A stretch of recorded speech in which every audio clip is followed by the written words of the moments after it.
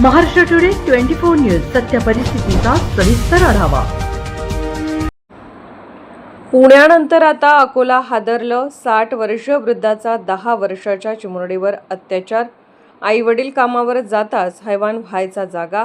मुलीने आपबीती सांगताच सगळेच हादरले। चिमुकलीवर सतत 4 ते 5 दिवस केला अत्याचार। राज्यात नसरापूर येथे चिमुकलीवर अत्याचार करून तिची हत्या केल्याप्रकरणी संपूर्ण राज्यात संतापाची लाट उसळली असतानाच आता अकोला जिल्ह्यातून सुद्धा नराधम वृद्धाने चिमुकलीवर वारंवार अत्याचार केल्याची धक्कादायक घटना समोर आली आहे। 60 वर्षीय वृद्धाची शेजारीच राहणाऱ्या 10 वर्षीय चिमुकलीवर वाईट नजर होती। मुलीचे आई वडील मजुरीवर गेल्यानंतर नराधमाने चिमुकल्या मुलीवर 4 ते 5 दिवस सातत्याने अत्याचार केला।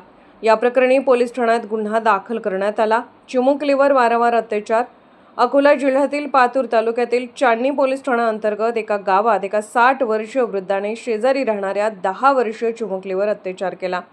मुलीचे आई वडील शेतात मोलमजुरी करण्यासाठी गेल्यानंतर शेजारच्या वृद्धाने या चिमुकलीवर 4 ते 5 दिवसांपासून वारंवार अत्याचार केल्याचा धक्कादायक व संतापजनक प्रकार समोर आला आहे। पीडित मुलीच्या मनात भीती। अखेर तिने या अत्याचाराच्या प्रकारामुळे पीडित चिमुकलीच्या मनात भीती होती। तिने घडलेला प्रकार सुरुवातीलाच कुणालाच सांगितला नव्हता, मात्र सातत्याने होणारा अत्याचार तिला असह्य झाला।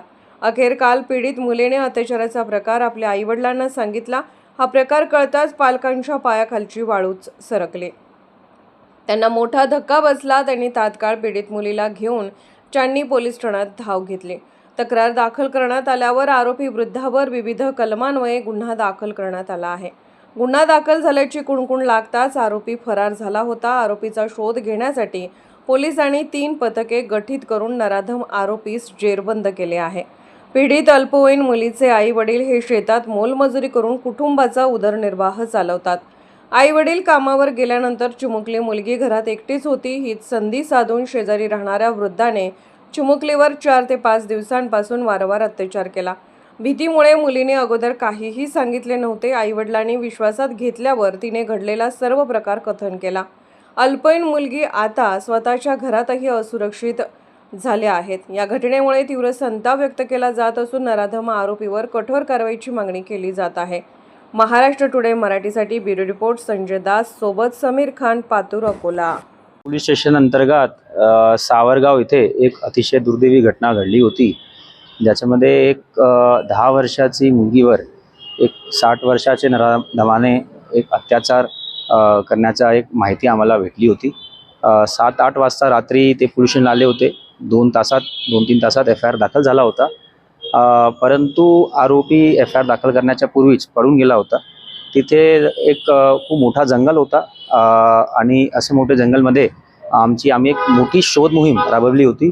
ह्या शोध मोहीममध्ये आमचे 105 कर्मचारी, आमचे 5 पथक, SDPOचा पथक, LCBचे 2-3 पथक, आमचं पोलीस स्टेशनचा पथक, डिव्हिजन लेवलचा पथक असे आमचे पथक होते। तसेच ड्रोन कॅमेरे आम्ही जवळपास याच्यामध्ये 4 ड्रोन कॅमेरेचा वापर केलेला आहे। 2 BDSचे आमचे पथक आले होते आणि 2 दिवसची मॅसिव्ह सर्च ऑपरेशन नंतर जंगलमध्ये हे आरोपी आज स्थानिक गुन्हे शाखाचे आमचे पथकाने ताब्यात घेतलेला आहे आणि याचा आम्ही अटक करत आहोत।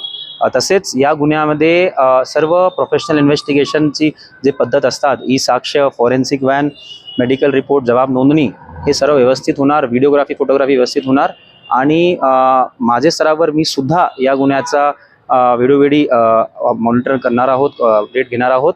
आमचं अशी आम्ही एक टाईमलाईन ठेवली आहे की 30 दिवसात आम्ही याची चार्जशीट कोर्टामध्ये पाठवणार आहोत, जेणेकरून हे नराधमाला कोर्टामार्फत कठोरचे कठोर शिक्षा होईल आणि एक समाजामध्ये चांगला मेसेज जाईल।